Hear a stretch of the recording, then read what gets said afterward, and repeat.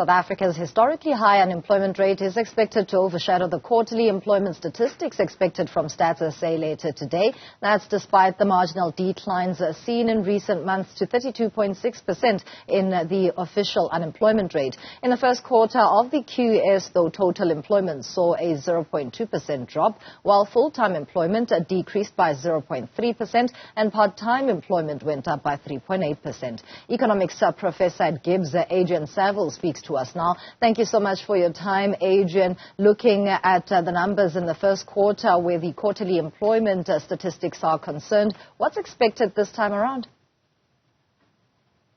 Morning. Well, I think it will be a marginal move, and given the economic environment, one can anticipate jobs have been shed if you look at all of the major sectors.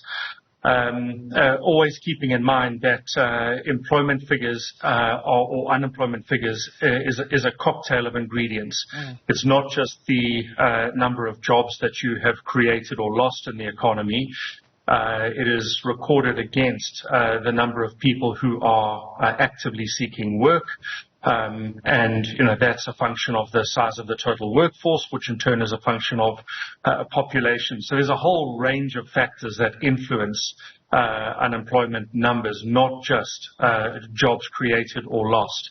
Now, having said all of that, what really strikes me in your observation or in your reporting on the unemployment statistics is we're talking about, a 0.2% move in either direction, which, is of absolutely no consequence when you recognize that the number at the front is a 3, and the 3 isn't 3.2%, it is 30. So that just speaks to the deep structural problem in the South African economy. And let's delve deeper into those structural issues, as you described it earlier, as a cocktail in terms of the dynamics. So where are the impediments where employment is concerned in South Africa's labor landscape? We've had the same issues for decades now. Well, there's a range of factors influencing this. Perhaps the most obvious might be that economic growth has been low or missing in action entirely for the better part of a decade. But having said that, economic growth in and of itself isn't sufficient to solve South Africa's unemployment problem. To give you evidence of that, there's a metric called employment elasticity, which says if the economy grows 1%, what can you expect from employment numbers? And generally, one would anticipate that when an economy grows by 1%, you at least get a meaningful improvement in sympathy with that larger economy.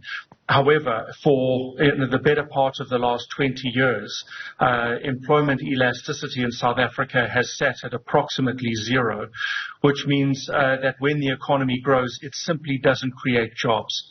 And that says, as much as policymakers and practitioners are pointing to growth as the silver bullet, I would venture that it isn't. And, to come back to the point about structure, the structure of the South African economy is that industry after industry is characterized by a small number of large firms, oligopolistic industries.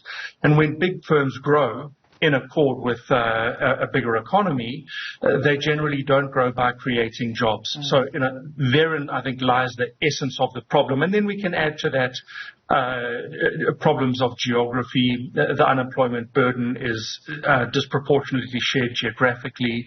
It's disproportionately shared by race group, by gender, by age. And all of these are about much more than economic growth. Now, are there sectors that we should be looking to that would be major or maybe at least significant absorbers of employment as it stands? Because the economic climate is, of course, burdened by load shedding as well as the economic growth that you mentioned, which is at a very slow pace. So there's two sectors that really stand out in terms of their ability to create jobs, or to put it very clinically to absorb labor, and those are the agricultural sector and the tourism sector. Agriculture, because the skills requirements, the barriers to entry are relatively low, and similarly in the tourism sector, barriers to entry are low and labor absorption is high. That a small number of tourists create a lot of jobs. So, these are two very obvious sectors. The problem with the agricultural sector is, as much as it is a very rapid and ready absorber of labor and creator of jobs, it's a very, very small sector in South Africa. By contrast, the tourism sector is a relatively bigger sector with significantly good prospects, especially if you factor in, South Africans that travel complain again and again about the weakness of the rand. Well, if we do the exact opposite, anyone visiting here will find the cost of holidaying here, but wait, there's more, 2 for the price of 1. So, in that regard, South Africa is a compelling destination, fantastic geography, incredible services, very, very cheap in terms of purchasing power. I would venture that this is a place that we should really be pushing hard in the global agenda.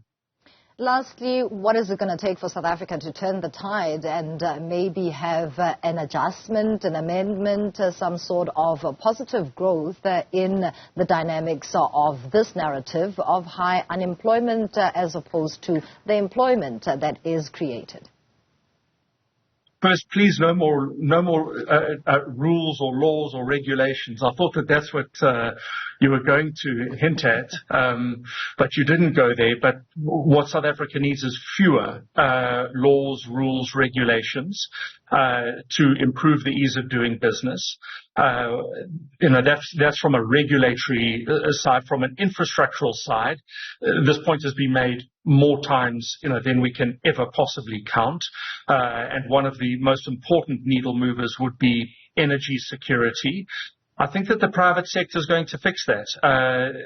Eskom isn't going to fix it, but I'd be willing to put my hat on a peg that perhaps by this time next year, the private sector has taken us a long way towards a solution. And I'm not saying they've done it on their own, but in concert with the public sector. There's a very powerful private-public partnership formulating there. The attractiveness of South Africa as a destination, and in particular a tourism destination, is pointing to one of the natural competitive advantages that South Africa has, and we should, stop walking past them and rather throw both arms around them. Thank you so much for your contribution. That's economics Professor Adrian Saville, as we preview what's expected from StatsSA in the quarterly employment statistics.